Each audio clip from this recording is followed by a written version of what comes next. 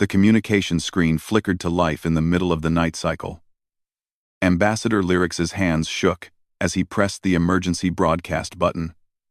His people, the Calrith, had never known war. For 3,000 years, they had lived in peace, trading with other species, sharing knowledge, building beautiful cities that floated above their ocean world. Now those cities were burning. "This is Ambassador Lyrix of the Calrith Unity," he said, his voice breaking. "We are under attack. The Variks have come to our system. They are destroying everything. Please, anyone who can hear this, we need help. We need mediators. We need someone to stop this." The Variks had arrived 3 days ago. Their massive ships had blocked out the sun. They did not ask for surrender.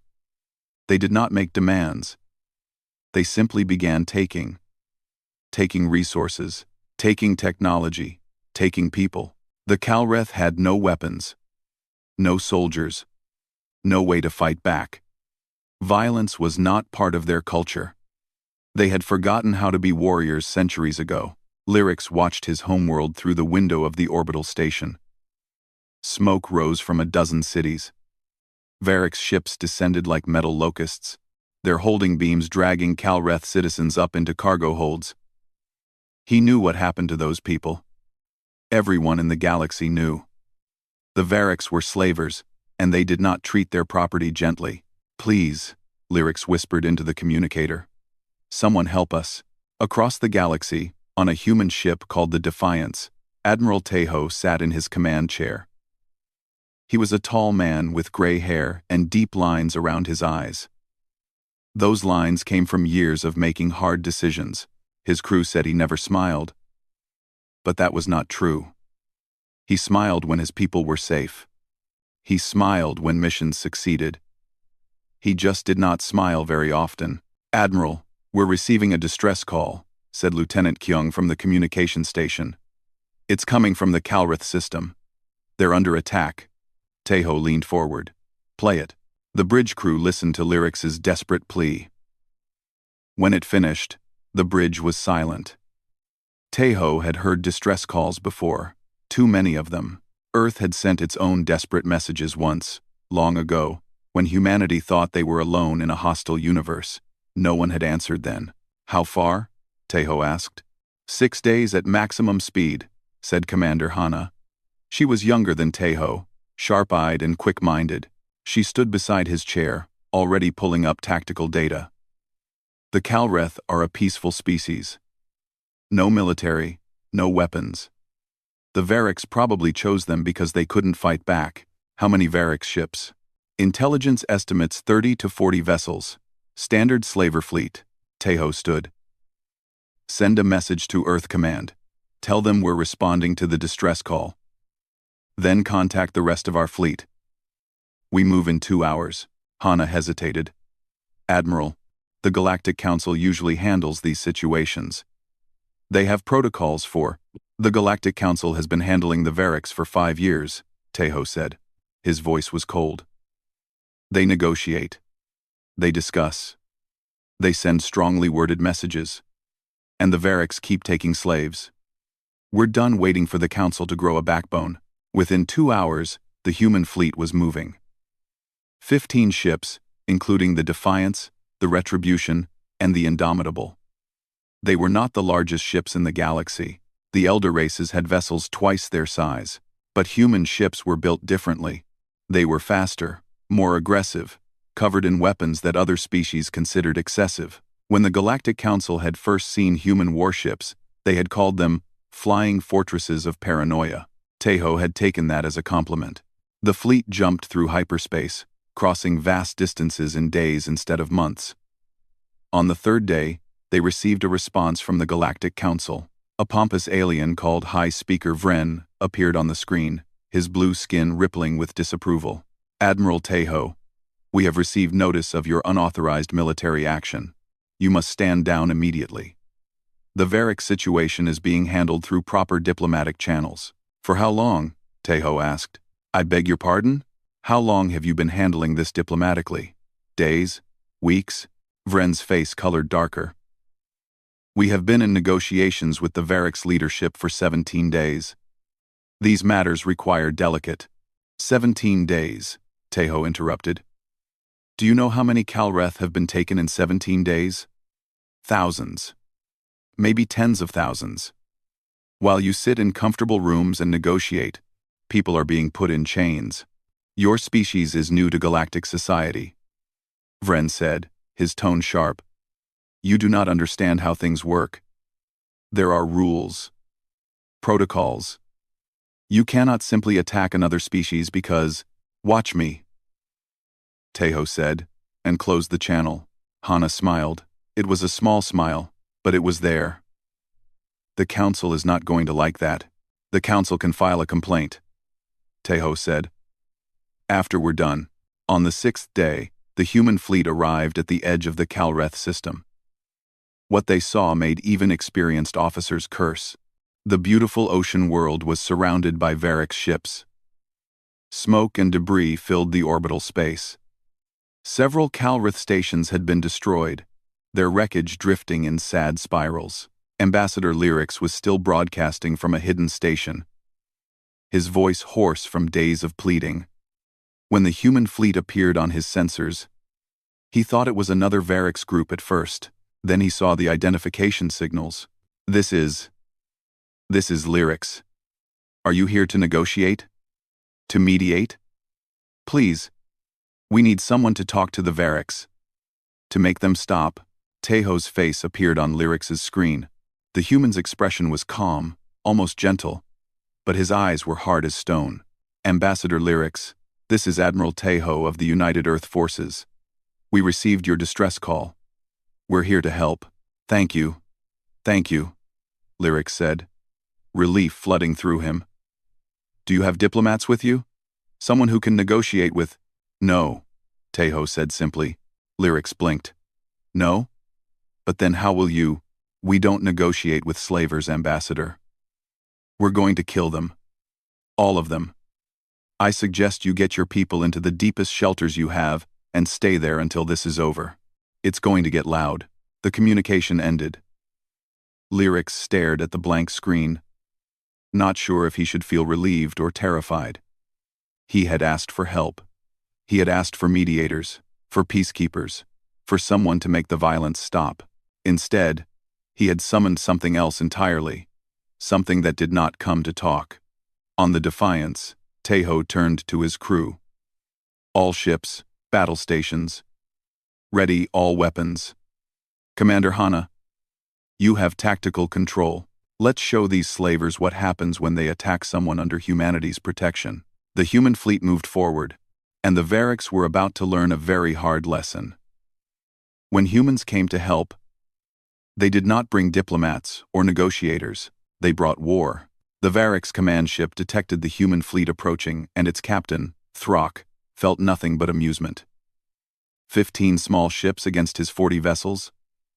These humans were either brave or stupid, probably stupid. The elder races had warned that humans were unpredictable and aggressive, but Throck had dealt with aggressive species before. They all broke eventually. Send them the standard message, Throck ordered. Tell them to leave or be destroyed. But before his communication officer could send anything, the human ships spread out in a formation that made no sense. They were splitting up, making themselves vulnerable. Throck's amusement grew. They're making this easy. Target the largest ship, and the space between the fleets suddenly filled with thousands of small objects. Throck's sensors screamed warnings. Mines. The humans had launched proximity mines while moving, seeding the space between them with explosives. But these were not normal mines. They were moving, adjusting position, creating patterns that forced the Varix ships to slow down or risk flying into a trap. Clever, Throck admitted, but predictable. Go around them. His fleet began to maneuver, spreading out to avoid the minefield. That was when the human ships opened fire. On the Defiance, Commander Hana watched her tactical display with satisfaction. The Varix were doing exactly what she predicted. All ships. Execute pattern serpent. Target their command structure. Ignore the escorts. The human ships did something that violated every rule of galactic naval combat. Instead of engaging in a proper line battle, exchanging fire at respectful distances, they accelerated directly toward the enemy. Their weapons fired continuously, not in disciplined volleys but in constant streams of destruction. Railguns, missiles, energy weapons, everything at once. The Variks tried to return fire, but the human ships were moving too fast, weaving between shots, their pilots flying like they were insane. Because by galactic standards, they were. No sane species flew capital ships like they were fighter craft. Captain Doyun stood in the hangar bay of the Retribution, watching his Marines prepare. 200 men and women in combat armor, checking weapons, running final diagnostics. They were not preparing for a normal battle. They were preparing for something the galaxy had not seen in a very long time. Boarding actions. "Listen up," Doyun said, his voice carrying across the bay. "The Variks have been taking Calrith civilians for 3 weeks. Those people are still on the Variks ships, in holding cells, probably terrified. Our job is to get them out. We don't negotiate. We don't ask permission. We breach. We clear. We extract. Anyone who gets in the way gets put down. Questions?" A young Marine named Hyun raised his hand. "Sir, what if they surrender? Then we take them prisoner and keep moving. The Calrith people are the priority. But remember, these are slavers. They chose this life. They chose to kidnap innocent people. Don't lose sleep over what happens to them." The Retribution shook as it took a hit from Variks' weapons. Doyun did not even flinch. "Positions. We breach in 5 minutes." Back on the Defiance, Admiral Taeho watched the battle unfold with calm precision. The Variks were good fighters, he had to admit, well-trained, well-equipped, but they fought by the rules. They expected certain behaviors from their enemies. They expected honor, formal challenges, predictable tactics. Humans had abandoned those luxuries a long time ago. "Yuna, status on the railguns?" Taeho asked. Chief Engineer Yuna's voice came through the intercom, cheerful despite the chaos. "All 6 guns operational. Admiral, though I'm pretty sure we're violating about 12 different galactic treaties on weapon power right now." "Good," Taeho said. "Violate a few more. Target that cruiser on our left. The one that keeps trying to flank us." The Defiance's main railgun spoke. A solid slug of metal, accelerated to a significant fraction of light speed, crossed the distance in less than a second. It punched through the Variks cruiser's shields like they were not even there, through the armor, through the entire ship. The cruiser broke in half, atmosphere venting in frozen clouds. The Galactic Council's emergency channel lit up. High Speaker Vren's face appeared again, his blue skin now pale with shock. "Admiral Taeho, cease fire immediately. You are using banned weapons. You are violating." "Mute him," Taeho ordered. Hana hesitated.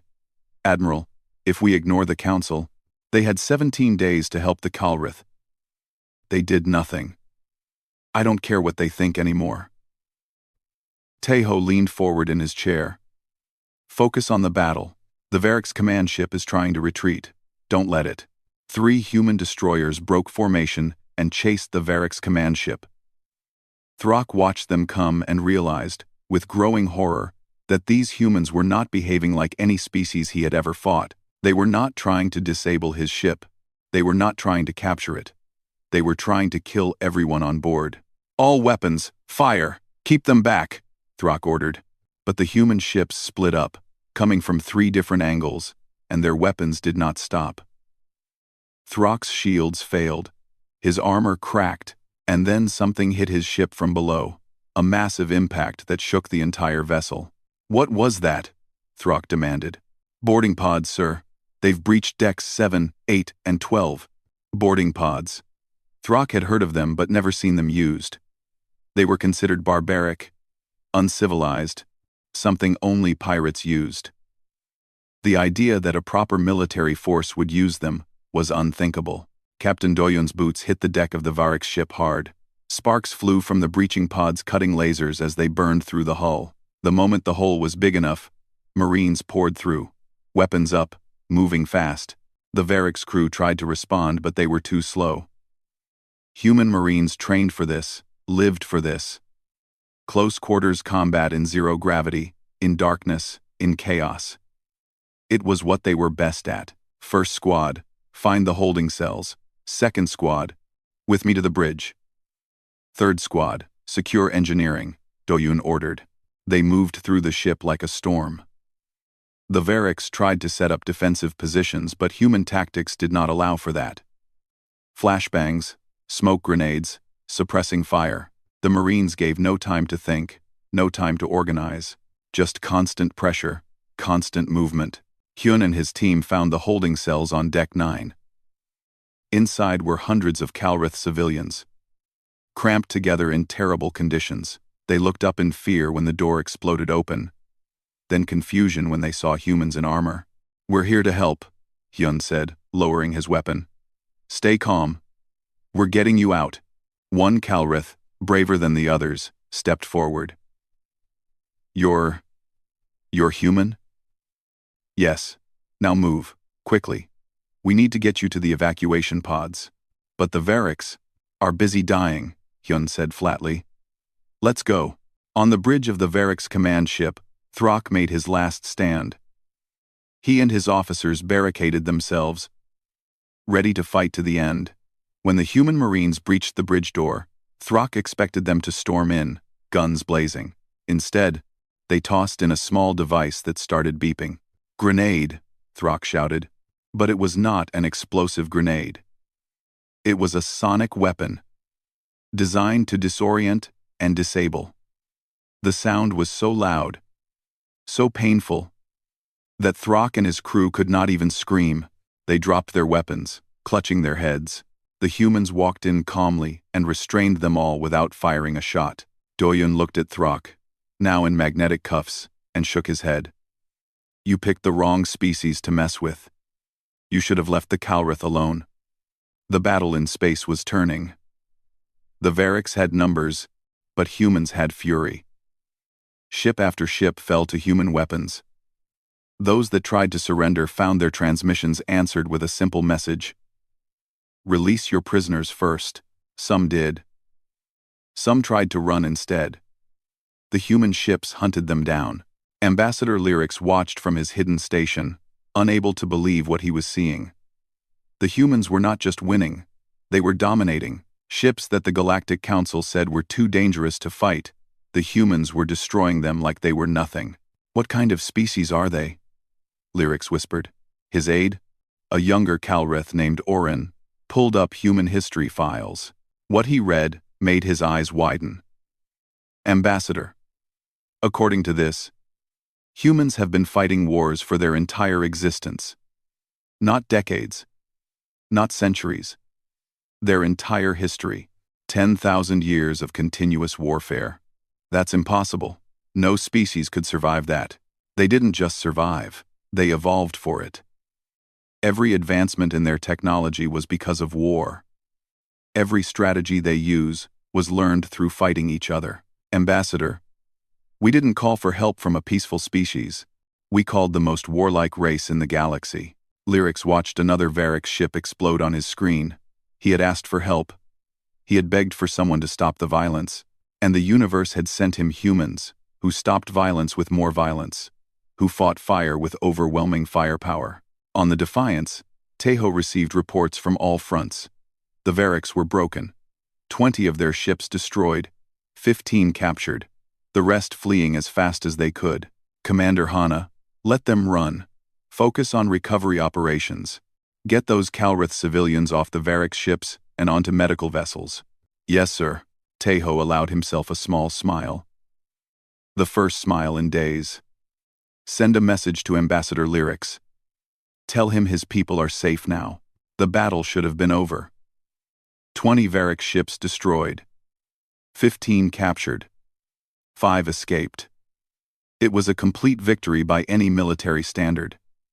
But Admiral Tejo knew better than to celebrate too early. The Varix were slavers, and slavers always had backup plans. "Sir, long-range sensors are picking up new contacts," Lieutenant Kyung reported.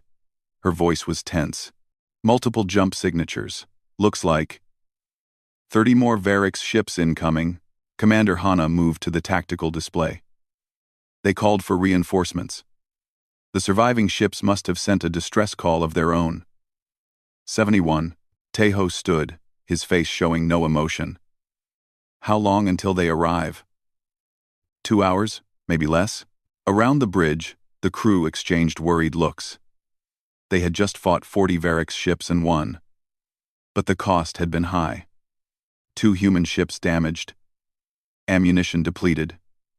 Crews exhausted. Fighting 30 fresh enemy vessels would be suicide. We should retreat, Hana said quietly. We saved most of the Calreth civilians. We can call this a win and leave before the reinforcements arrive. Tejo was silent for a long moment. Then he shook his head. If we leave, the Varix will come back. Maybe not today. Maybe not tomorrow. But they will come back. And next time, we might not be here to help. So what do we do? A thin smile crossed Tejo's face. It was not a kind smile. We make them regret coming here. Hana, send orders to all ships. Fall back to the outer planet's moon. I want to use the terrain. Across the fleet, human ships began moving. They did not retreat to open space where the Varix could surround them. Instead, they positioned themselves near a large rocky moon, using its gravity and shadow to hide their exact positions. Lieutenant Jinho, leader of the Defiance's fighter squadron, sat in his cockpit running diagnostics. His ship was called a Raptor, small and fast, armed with missiles and a rotary cannon. Around him, 40 other fighters prepared for launch. All pilots, listen up, Jinho said over the squadron channel. The Varix think they have us trapped. They think they're coming here to finish an easy fight. We're going to show them how wrong they are. A young pilot named Rena spoke up nervously. Sir, we're outnumbered 3-1. Even with the Admiral's tactics. The odds don't matter, Jinho interrupted. What matters is that those Varix ships are full of slavers, who take innocent people from their families. What matters is that there are still Calrith down on that planet who need us to keep fighting. We don't quit because the odds are bad. We fight harder. So, the pilots fell silent, but Jinho could feel their determination growing. Good. They would need it. Down on the Calreth homeworld, Ambassador Lyrics stood in a crowded shelter with thousands of his people. They had watched the first battle through orbital cameras, seen the humans fight with a ferocity that terrified and amazed them. Now they watched the human fleet prepare for a second fight. They should leave, a Calreth elder said. They have done enough. They should save themselves. But Lyrics shook his head. They won't leave. I saw it in that human admiral's eyes. They came here to finish this, and they will stay until it's done, or they're dead. That's insane. No. Lyrics said quietly. That's human. Thank you for watching. That's human. Thanks for watching. That's human. When the Varix reinforcements arrived, they saw exactly what they expected. A small human fleet, damaged and hiding near a moon, trapped with no escape route. The Varix commander, a female named Kresh, felt confident. She had heard about the earlier battle, heard these humans fought dirty. But numbers always won in the end. Surround them, Kresh ordered. Don't let a single ship escape. The Varix fleet spread out in a wide net, closing in on the moon from all directions. It was a standard encirclement tactic, something every military academy taught. Kresh smiled. In an hour, maybe less, this would be over. That was when the moon exploded. Not literally exploded, but it looked that way. From hidden positions all over the rocky surface, human fighters launched. Not 40 fighters. Not 100, 200 fighters, their engines screaming, missiles already firing. They had been hiding on the moon itself, powered down, waiting. The Varix formation broke apart in chaos as missiles slammed into their leading ships. Kresh watched her perfect encirclement turn into a disaster in seconds. All ships, defensive positions. Launch your own fighters. But human fighters did not fight like normal fighters. They did not engage in one-on-one duels or maintain formations. They swarmed. Jinho led his squadron straight into the heart of the Varix fleet, dodging between the massive ships, making it impossible for the Varix to shoot without hitting their own vessels. "Break their line," Jinho shouted. "Make them panic!" Rena followed close behind him, her heart pounding. A Varix fighter got on her tail and she pulled a maneuver her instructor had called suicide roll, spinning her ship in a way that should not be possible, bringing her guns to bear on her pursuer. She fired. The Varix fighter exploded. "Good kill, Rena," Jinho said. "Keep moving. Don't let them predict you." While the fighters created chaos, the human capital ships moved. They did not charge forward like the Varix expected. Instead, they used the moon as cover, appearing from behind it at unexpected angles, firing, then disappearing again. It was not glorious. It was not honorable. But it was effective. On the Defiance, Chief Engineer Yuna worked frantically in the engine room. They had been running at maximum power for hours, and the systems were overheating. "Come on, hold together," she muttered to the machines like they were old friends. "Just a little longer." An alarm blared. One of the main power conduits was failing. Yuna grabbed her tools and ran to it, pulling panels off with her bare hands, ignoring the heat that burned her fingers. Around her, other engineers worked just as desperately. "Yuna, we need more power to the forward shields." Teiho's voice came through the intercom. "I'm trying, Admiral, but if I push these engines any harder, they're going to melt." "Then let them melt after we win." Yuna laughed, wild and tired. "Yes, sir." She rerouted power from life support, from comfort systems, from everything that was not absolutely essential. The engines screamed in protest, but gave them what they needed. The Defiance surged forward, its railguns firing again and again. Kresh watched her fleet being torn apart and could not understand it. She had more ships. She had more weapons. She should be winning. But everywhere she looked, human vessels were doing the impossible. They were too fast, too aggressive, too willing to take risks that should get them killed. "They fight like they're already dead," her tactical officer said, voice shaking. "Like they have nothing to lose." "Everyone has something to lose," Kresh said. But even as she said it, she wondered if it was true. Did humans fear death? They certainly did not fight like they did. A human destroyer rammed one of her cruisers. Not by accident. Deliberately. The destroyer's crew had evacuated to escape pods seconds before impact, and the ship's autopilot drove it straight into the Varix vessel's engines. Both ships exploded in a flash of white fire. That was when Kresh realized the truth. These humans were not trying to win a military engagement. They were not trying to capture territory or resources. They were trying to send a message written in blood and wreckage. "Do not touch the species under their protection. All ships, retreat," Kresh ordered. "Commander? Retreat, now, before they kill us all." But the humans did not let them retreat peacefully. As the Varix ships turned to run, human fighters harassed them, missiles destroying engines, railguns punching holes in hulls. They did not destroy every ship, but they made sure every surviving vessel left with damage, with casualties, with memories of what happened when you fought humans. When the last Varix ship jumped away, the human fleet hung in space, battered but unbroken. Inside the ships, crews collapsed at their stations, too exhausted to celebrate. They had won, but it did not feel like victory.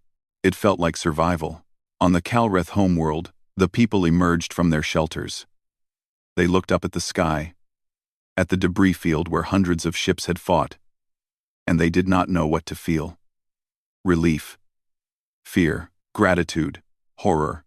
Ambassador Lyrix's communication screen activated. Admiral Teiho appeared, and Lyrix could see the exhaustion in the human's face, the weight of command, the cost of battle. "Ambassador," Teiho said, "your system is clear. The Varix won't be back. Not after this." "How can you be sure?" "Because we made it too expensive. Slavers are businessmen. They don't fight when it stops being profitable. We made sure this was very unprofitable." Lyrix looked at the human admiral. This warrior who had come from across the galaxy to help a species he did not know, and asked the question that had been burning in his mind. Why? Why did you risk so much for us? We are nothing to you. We have no alliance. We can offer you nothing. Tejo was quiet for a moment. Then he said, My species knows what it's like to be helpless. We know what it's like to call for help and have no one answer. We swore that if we ever got the chance, we would be the ones who answer. We would be the help we wished we had. He paused. But I won't lie to you, Ambassador. We are not peacekeepers. We are not diplomats. When humans come to help, we bring war. We are violent, aggressive, and we don't follow the rules other species care about. If that frightens you, I understand. But it's what we are. Lyrics thought about his burning cities, about his people who had been saved from slavery, about the Varix ships fleeing in terror. No, Admiral, Lyric said slowly. You do not frighten me. You are exactly what we needed. 2 weeks after the battle, Admiral Tejo sat in a hearing room on the Galactic Council station. It was a massive structure, built by the elder races to symbolize unity and cooperation. The chamber where the hearing took place could hold 1,000 beings, and today it seemed like all of them were there. Watching, Tejo sat alone at a table in the center. Around him, representatives from dozens of species whispered and pointed. Some looked at him with admiration.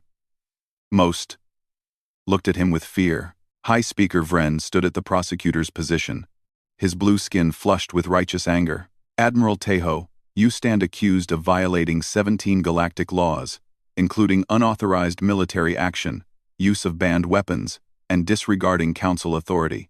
How do you plead? Not guilty, Tejo said calmly. The room erupted in noise. Vren raised his hands for silence. Not guilty? You admit you attacked the Varix fleet.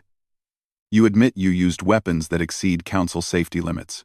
You admit you ignored our orders to stand down. And yet you claim innocence? I claim I did what was right, Tejo said. The Calrith called for help. You did nothing for 17 days. We did something. If that breaks your laws, then your laws are broken. Vren's face darkened.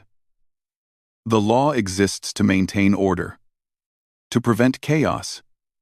If every species simply attacked whoever they pleased, the Varix weren't whoever they pleased, Tejo interrupted. They were slavers, kidnappers.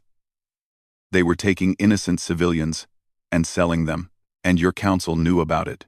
That is a serious accusation. It's the truth. Tejo gestured to someone in the crowd. A human woman in a diplomatic uniform stood up. This is Officer Nari, my diplomatic liaison. She has something to show you. Nari walked to the center of the chamber carrying a data pad. She looked nervous.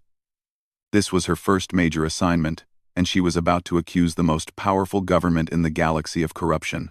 But she had reviewed the evidence with Intelligence Officer Minho, and she knew it was solid. Honorable council members, Nari said, her voice steady despite her nerves. 3 months ago, our intelligence division began investigating Varix operations. What we found was disturbing. She activated the data pad, and holographic displays appeared in the air. These are financial records, communication logs, and shipping manifests. They show that certain council members have been receiving payments from Varix trading companies. The room fell silent. Furthermore, Nari continued, we have evidence that the council was aware of Varix slaving operations in the Calrith system, but chose not to intervene. Because council member Drexus owns stock in companies that buy Varix slaves for labor on mining worlds. A reptilian alien in the council seat stood up, his face twisted with rage. This is a lie. Human propaganda. Then explain these transactions, Nari said, expanding one of the holographic displays. 3 million credits. Transferred from Varix Enterprises to your personal account. On the same day the Calrith distress call was received. The same day the council decided to negotiate instead of intervene. Drexus opened his mouth, then closed it. He had no answer. Other council members began shouting. Some demanded the evidence be thrown out. Some demanded Drexus's immediate arrest. The orderly hearing dissolved into chaos. Vren banged his gavel desperately. Order! Order! When the noise finally died down, he looked at Teho with something like hatred. Even if some council members acted improperly, that does not excuse your violations. You still broke galactic law. Your laws protect slavers, Teho said. I have no respect for them. Then you are dangerous. Your entire species is dangerous. You do not understand civilization. You do not understand cooperation. All you understand is violence. Teho leaned back in his chair. Maybe. But when the Calreth needed help, who came? Us dangerous, violent humans. Where was your civilized, cooperative council? Before Vren could answer, another figure stood in the gallery. Ambassador Lyrics. He had traveled for 2 weeks to reach the council station. Determined to speak on humanity's behalf. May I address the council? Lyrics asked. Vren looked like he wanted to refuse, but the hearing was public. You may speak, Ambassador. Lyrics walked to stand beside Teho. The human admiral looked up at him with mild surprise. They had spoken little since the battle, and Teho had assumed the Calreth were too frightened of humanity to offer support. Honorable Council, Lyrics began. I am here because I called for help. My people were being destroyed, enslaved, murdered. We sent our distress call to everyone, and for 17 days, we received nothing but sympathy and empty promises. He looked around the chamber. I watched this council debate proper protocol while my cities burned. I watched you negotiate with monsters while my people were dragged into slave ships. And I watched you do nothing. Lyrics turned to Teho. Then the humans came. They did not bring diplomats. They did not bring peacekeepers. They brought warships and weapons and fury. They fought with a violence that terrified me, but they also saved us. Every single one of my people who was taken by the Variks is now free. Every one of our cities is now safe. Because of the humans. He faced the council again. You call them dangerous. You say they do not understand civilization. But I say they understand something you have forgotten. They understand that sometimes evil must be fought. Not debated. Not negotiated with. Fought. And destroyed. The chamber was silent. Lyrics' words hung in the air like an accusation. The humans violated your laws to save my people, Lyrics said. If that is a crime, then I am grateful they are criminals. Vren looked around the chamber, seeing that public opinion was shifting. The gallery was filled with representatives from species that lived on the edges of civilized space, species that dealt with pirates and slavers regularly. Species that had sent their own unanswered distress calls. They were nodding at Lyrics' words. This hearing is adjourned, Vren said abruptly. The council will deliberate and announce our decision in 3 days. As the chamber emptied, Teho stood and shook Lyrics' hand. Thank you, Ambassador. You didn't have to do that. Yes, I did, Lyrics said. My people owe you a debt we can never repay. The least I can do is speak the truth. They walked out of the chamber together and found Officer Nari waiting in the corridor. She looked pale. Admiral, I've been monitoring communications. Since we released that evidence about council corruption, 12 other species have come forward with similar stories. The council is in crisis. Teho nodded slowly. Good. Maybe this will force some changes. Or it might make them hate us even more, Nari said. Probably both. Over the next 3 days, the council deliberated behind closed doors while the galaxy watched. Intelligence Officer Minho, who had gathered the evidence of corruption, worked with Nari to verify the claims from other species. What they found was worse than they expected. The council corruption went deep, involving not just the Variks but other criminal organizations as well. When the council finally emerged to announce their decision, High Speaker Vren looked like he had aged a decade. After careful consideration, he said, his voice flat, the council has decided not to press charges against Admiral Teho or the human fleet. However, we are creating a new classification for humanity, You will be designated as guardians. Teho frowned. What does that mean? It means, Vren said, choosing his words carefully, that humanity will be permitted to respond to distress calls and take military action against proven threats. You will have more freedom than most species, but in exchange, you will be monitored closely. The Council cannot control you, we have learned that. But we can watch you, and if we refuse this designation, then you will be labeled as rogue actors and face sanctions. But I suspect you will refuse neither the label nor the responsibility. Humans seem to enjoy both. Teho stood. Will accept. But understand this. High Speaker, we won't ask your permission to help people who need it. We won't wait for your approval to fight slavers and murderers. If that makes us rogues in your eyes, so be it. Vren nodded tiredly. I suspected as much. Just try not to start any wars we'll all regret. No promises, Teho said. As Teho left the council station, he found Commander Hana waiting by their shuttle. How did it go, sir? They called us guardians. Gave us permission to do what we were going to do anyway. Hana smiled. So we won. Maybe. Or maybe we just painted a target on our backs. Teho looked out at the stars.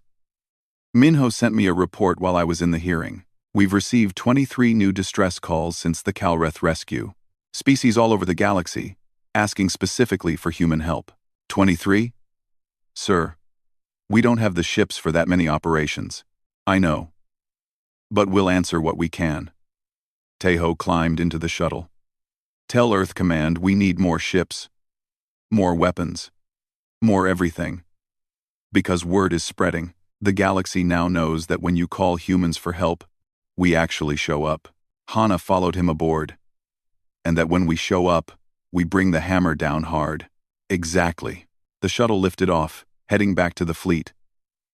Behind them, the council station continued its deliberations, trying to figure out how to handle this new variable in galactic politics. A species that didn't follow the rules. A species that fought first and apologized never. A species that had just declared themselves the protectors of the weak. The humans had arrived, and the galaxy would never be the same. 6 months had passed since the Calreth rescue. Admiral Teho stood in the command center of the New Earth Fleet headquarters, watching holographic displays that showed human ships scattered across 17 different star systems. Each one responding to a distress call, each one fighting someone's war. Status report, Teho said. Commander Hana pulled up the tactical overview. The Retribution just finished operations in the next system. Pirate base destroyed. Hostages recovered. The Indomitable is engaging raiders in the Outer Rim. The Defiance. Well, we're here, preparing for deployment to the Corche worlds. Casualties? Light. Overall. We've lost 3 ships in 6 months. 47 personnel killed in action. 200 wounded. Hana paused. Earth Command says we're pushing too hard, that we need to slow down. Teho shook his head. We slow down, people die. Next, report. Officer Nari entered the command center with a stack of data pads. Her role had expanded from diplomatic liaison to coordinator of distress call responses. Admiral, we have 31 new requests for aid.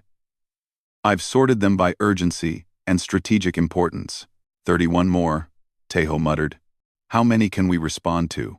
Realistically, maybe 10. The rest will have to decline or delay.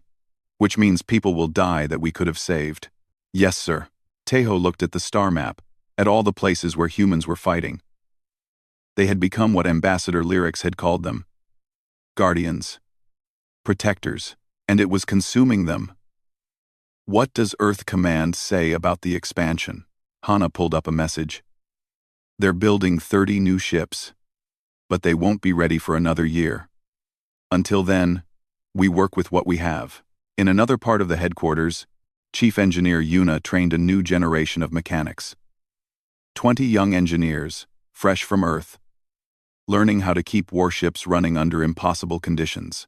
Listen carefully, Yuna said, showing them a burned-out power conduit. In theory, this should have killed the entire ship. In practice, I rerouted power through the backup systems, pushed them to 200% capacity, and kept us fighting for another 3 hours. The manuals say it's impossible. I say the manuals are wrong. A young engineer named Bora raised her hand. But Chief, if we ignore safety protocols, you'll save lives, Yuna interrupted. Out there, when people are depending on you, when civilians are trapped on a slaver ship, and your weapons need power right now, you don't have time for safety protocols. You make it work, or people die. Understand? The engineers nodded, looking both excited and terrified. In the training grounds, Captain Doyun put a new batch of Marines through drills. They practiced boarding actions, room clearing, hostage rescue, all the things that the Galactic Council called barbaric but that saved lives when it mattered. Faster, Doyun shouted. The enemy won't wait for you to be ready. Move, move, move. Among the trainees was Private Jisoo, barely 20 years old, eager and idealistic. She moved through the simulation with determination, clearing rooms, securing objectives. When the drill ended, she was breathing hard but smiling. Doyun walked over to her. Good work, Private, you're fast. But you hesitated on room 3. Why? Sir, the simulation showed civilians mixed with hostiles. I didn't want to. Didn't want to what? Accidentally shoot an innocent? That's good. That's human. But hesitation gets you killed. And if you die, then those civilians definitely die. You need to be fast and careful. At the same time, how, sir? Practice. Lots of it. Now run the drill again. While the military prepared, Intelligence Officer Minho worked in the shadows. His team monitored communications across the galaxy, tracking threats, identifying targets. What they found both impressed and disturbed him. Admiral, you need to see this, Minho said, bringing his report to Tejo. What is it? Crime rates. In the 6 months since Calrith, slaving operations have dropped by 60% in our operational area. Piracy is down 40%. Kidnappings, down 50%. Minho pulled up charts and graphs. We're winning, sir. Not just battles. We're changing how criminals operate. Because they're afraid of us, Hana said. Exactly. There's a phrase spreading through the criminal underworld. Don't touch guardian worlds. Any species that asks for human help is now marked as too dangerous to target. We've created a protection through reputation. Tejo studied the data. What's the downside? There's always a downside. Minho's expression darkened. The downside is that we're becoming the galaxy's police force. And not everyone wants that. Some species are starting to call us the human enforcers. There's growing resentment that we act without permission. That we decide who deserves help and who doesn't. They're afraid we'll turn on them, Tejo said. Yes, they see how effectively we destroy our enemies, and they wonder what happens if they become our enemies. Before Tejo could respond, alarms blared. Nari rushed in with urgent news. Admiral, priority distress call from the Calrith. Ambassador Lyrics is requesting immediate assistance. Tejo was on his feet instantly. What's the situation? Unknown. He just said, we need you again and sent coordinates. Hana, prep the Defiance. We leave in 1 hour. When the Defiance arrived at the Calrith system, Tejo expected another attack. Instead, he found Ambassador Lyrics waiting peacefully on an orbital station, with no signs of danger. Admiral Tejo, Lyrics said when the communication connected. Thank you for coming so quickly. Ambassador, your message said you needed help. What's the emergency? Not an emergency. An invitation. Lyrics smiled. I've called together representatives from 17 species. All of them have been helped by humans in the past 6 months. We want to talk. Tejo frowned. Talk about what? About formalizing our alliance. About creating a structure for requesting aid. About making sure humans don't burn themselves out trying to save everyone. Lyrics paused. Admiral, you saved us, but we've watched you these past months, and we see what it's costing. You can't protect the entire galaxy alone. Let us help you help others. 2 hours later, Tejo sat in a conference room with representatives from 17 different species. Some he recognized from missions, others were strangers, but all of them looked at him with respect. Insectoid being named Trix spoke first. Humans saved my colony from raiders. You lost 2 ships doing it. Ships you couldn't afford to lose. This is not sustainable. We do what we must, Tejo said.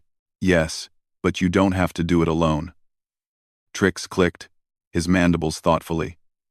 My species can provide intelligence. We have sensor networks across 3 sectors. We can identify threats before they become emergencies. Another species, aquatic beings called the Sorrel, offered ships, not warships, but support vessels. Medical frigates, supply haulers, repair ships. A third species offered funding. We have resources. Let us pay for the ships you need. The weapons. The supplies. Consider it repayment for what you've done. Tejo listened to offer after offer. By the end of the meeting, a framework had emerged. Not a traditional alliance, but something new. A coalition of the willing, species that humans had helped, now helping humans help others. We have a question, Lyric said. We've been calling this coalition by several names. But we think you should choose. What should we be called? Tejo thought for a moment. The Guardian Alliance, because that's what we all are now. Not conquerors, not empire builders. Guardians of those who can't protect themselves. The representatives agreed. 3 months later, the Guardian Alliance had grown to 30 species. They had pooled resources, shared intelligence, and established rapid response protocols. When a distress call came in, the nearest ships responded, whether they were human or not. On the Defiance, Tejo watched as a mixed fleet of human and alien vessels trained together. It was chaotic at first. Different species had different tactics, different communication styles, different ideas about warfare, but slowly, they learned from each other. Young Ensign Jisoo, promoted after showing exceptional skill in combat, stood beside him on the bridge. Sir, do you think this will work? All these species trying to fight together? It has to work, Tejo said. Because the alternative is trying to protect everyone ourselves, and that was killing us. But sir, we're humans. We're supposed to be the ones who fight, the ones who don't back down. Tejo looked at her. Fighting isn't just about refusing to quit. It's also about knowing when to accept help. We saved the Calrith because we were willing to fight their battle. Now they're saving us by sharing our burden. That's not weakness. That's wisdom. A communication came in. High Speaker Vren from the Galactic Council, requesting to speak with Tejo. The Admiral sighed. This should be interesting. Put him through. Vren's face appeared, and he looked tired. Admiral Tejo, I am contacting you to inform you that the Council has officially recognized the Guardian Alliance as a legitimate peacekeeping force. Tejo raised an eyebrow. That's surprisingly cooperative of you. The Council has little choice. You've created something we couldn't. A force that actually responds to crises instead of debating them. A military power that serves rather than conquers. Vren paused. We still don't trust you completely. We still fear what humans might become. But we cannot deny your effectiveness. Is that an apology? No, it's an acknowledgement. And perhaps, in time, it could become cooperation. Vren ended the transmission. Hana laughed. Did the Council just admit we were right? They admitted we're useful, Tejo corrected. That's not the same thing. Ambassador Lyric sent a final message that evening. It was a simple recording, meant for all of humanity to hear. 6 months ago, my people called for help. We were desperate, terrified, certain we would be destroyed. We expected mediators. We expected diplomats.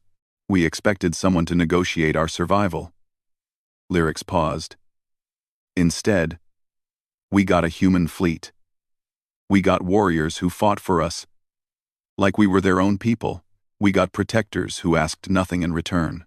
He looked directly into the camera. The galaxy has learned a lesson in these past months. When you call humans for help, they will answer. They will not send sympathy. They will not send empty promises. They will send ships and soldiers and fury. They will fight your battles like they are their own, because to humans, they are. We begged for help, and we got a human fleet instead. It was the greatest gift anyone has ever given us. Thank you, humanity. For answering when no one else would. For fighting when others only talked. For being the guardians we desperately needed. The message spread across the galaxy. And in the darkness between stars, more distress calls echoed. But now, they weren't calling just for help. They were calling for humans, and humanity, tired but determined, still burning with the fire that made them who they were, answered every single one.